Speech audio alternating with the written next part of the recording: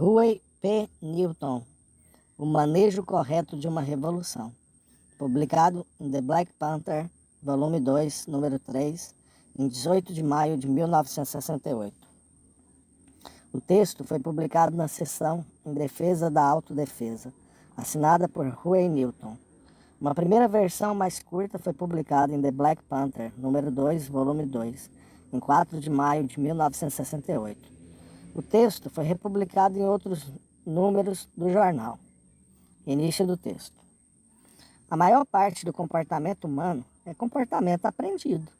Muitas coisas que o ser humano aprende são obtidas através de uma relação indireta com o objeto. Seres humanos não agem a partir do instinto como fazem animais inferiores.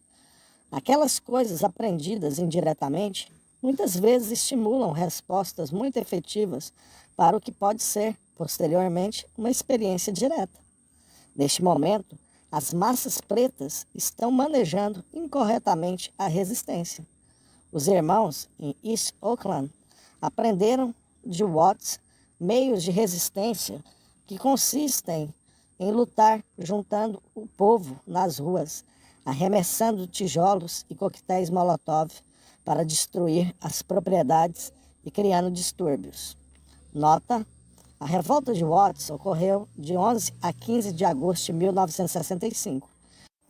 O estopim foi a prisão de Marquette Frye, acusado de dirigir embriagado pelo policial Lee Minnicus.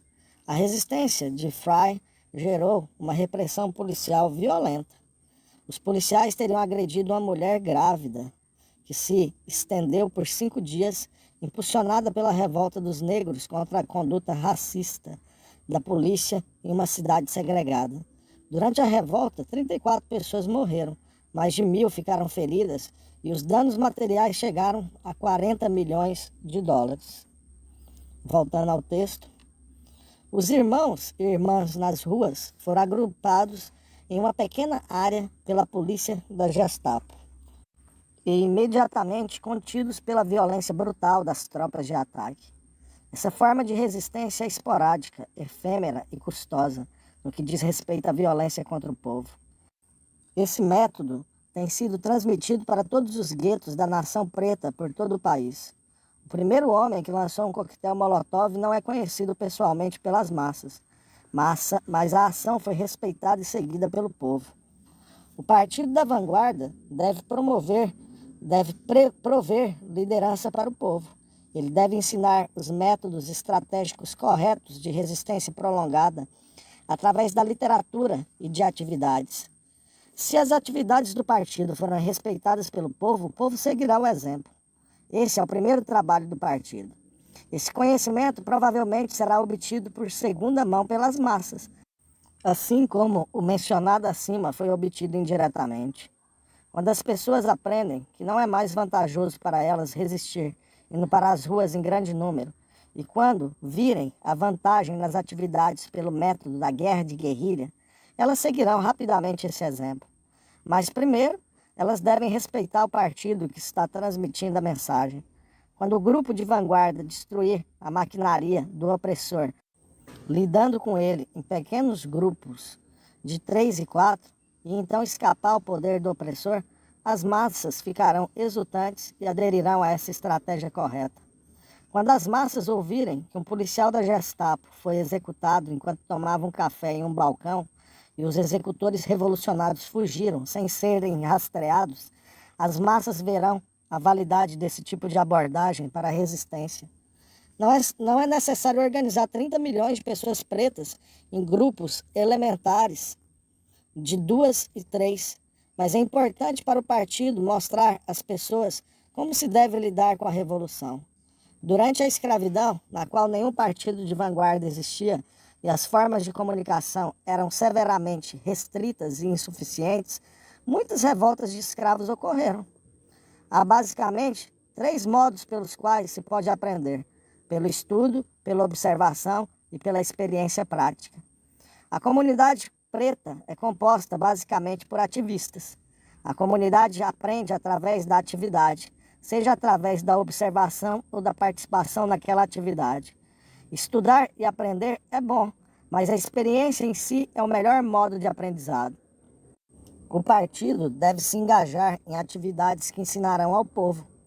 A comunidade preta, basicamente, não é uma comunidade leitora. Portanto, é muito significativo que o grupo de vanguarda seja, em primeiro lugar, formado por ativistas. Sem esse conhecimento da comunidade preta, não se pode obter o conhecimento fundamental da Revolução Preta na América racista. A função principal do partido é despertar o povo e ensinar-lhe o método estratégico de resistir à estrutura de poder que está preparada não apenas para combater a resistência popular com brutalidade massiva, mas para aniquilar completamente a comunidade preta, a população preta. Se a estrutura de poder souber que a comunidade preta tem uma quantidade X de armas em sua posse, isso não estimulará a estrutura de poder a se preparar com armas, pois ela já está mais do que preparada. Como resultado final, essa educação será positiva para o povo preto em sua resistência e negativa para a estrutura de poder em sua opressão, porque o partido sempre exemplifica a rebeldia revolucionária. Se o partido não tornar o povo atento às ferramentas da libertação e ao método estratégico que deverá ser utilizado, não haverá meios pelos quais as pessoas possam ser adequadamente mobilizadas. A relação entre o partido de vanguarda e as massas é uma relação secundária. A relação entre os membros do partido de vanguarda é uma relação primária. É importante que os membros do grupo de vanguarda mantenham uma relação face a face uns com os outros. Isso será importante se a maquinaria ou os programas do partido carecerem dessa relação direta. Os membros do grupo de vanguarda devem ser revolucionários testados. Isso minimizará o perigo de informantes, pais joões e oportunistas. O objetivo principal do grupo de vanguarda deve ser despertar a consciência das massas através de programas educativos, e certas atividades físicas do partido farão parte disso. As massas adormecidas devem ser bombardeadas com a abordagem correta para lutar através das atividades do partido de vanguarda. Portanto, as massas devem saber que o partido existe. O partido deve usar todos os meios disponíveis para fazer com que essa informação chegue até as massas. Se as massas não tiverem o conhecimento do partido, será impossível para as massas seguirem o programa do partido. O partido de vanguarda nunca é subterrâneo no começo de sua existência, porque isso limitaria sua efetividade e seu processo educativo. Como você pode ensinar o povo se o povo não o conhece e respeita?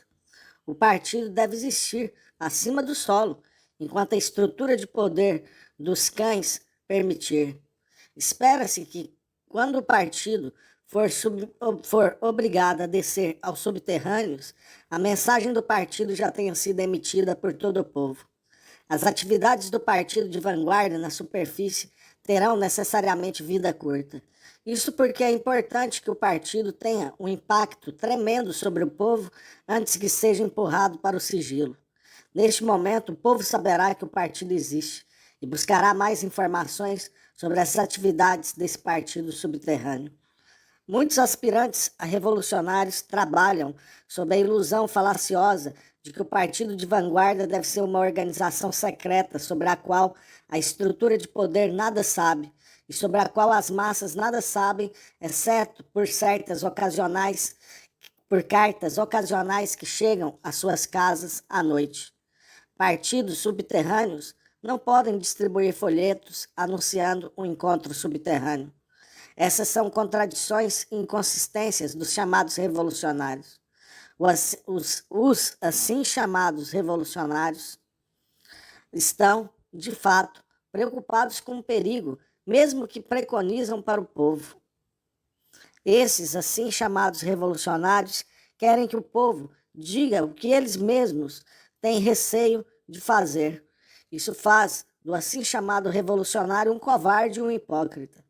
Se esses impostores investigassem a história da Revolução, eles veriam que o grupo de vanguarda sempre começa acima do solo e é, posteriormente, empurrado para o subterrâneo pelo agressor.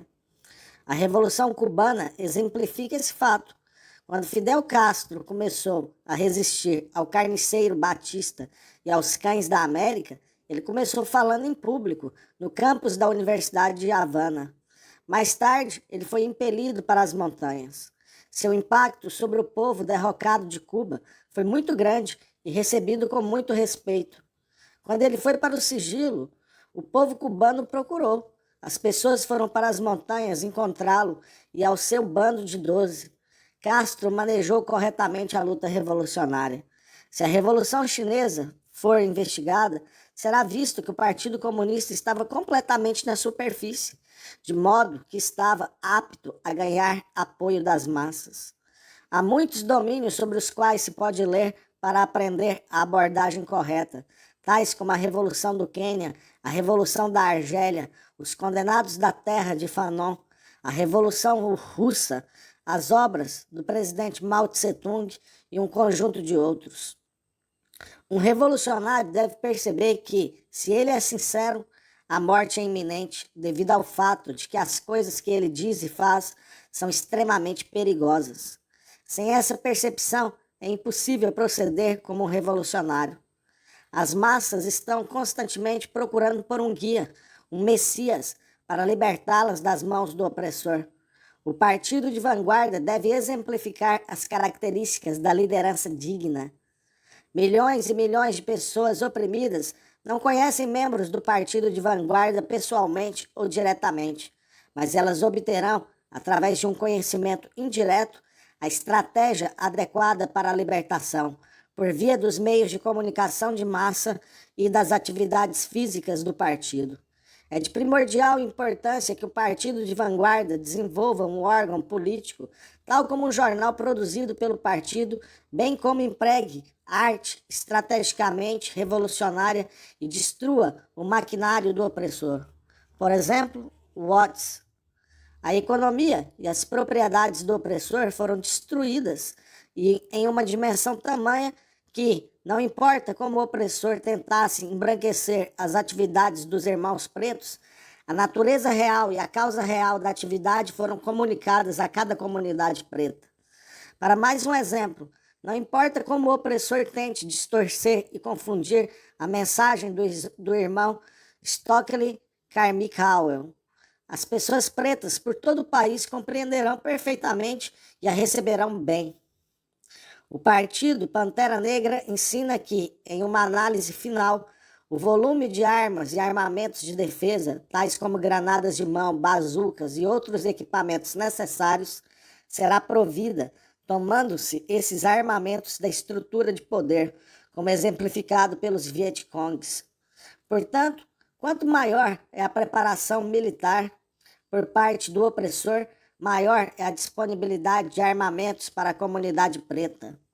Alguns hipócritas acreditam que, quando o povo é ensinado pelo grupo de vanguarda a se preparar para a resistência, isso apenas traz a autoridade policial sobre ele com maior violência e brutalidade. Mas o que de fato importa é que, quando a autoridade policial se torna mais agressiva, isso apenas aumenta o fervor revolucionário. O povo nunca faz a revolução. Os opressores, por sua ação brutal, causam a resistência. Então, se as coisas puderem ficar piores para o povo oprimido, ele não sentirá necessidade de revolução ou resistência. A queixa dos hipócritas, segundo a qual o Partido Pantera Negra está expondo o povo a um sofrimento mais profundo, é uma observação incorreta. O povo provou que não tolerará mais opressão pela polícia cachorra racista através de suas rebeliões em comunidades pretas por todo este país. As pessoas estão procurando agora por orientação para estender e fortalecer sua luta de resistência.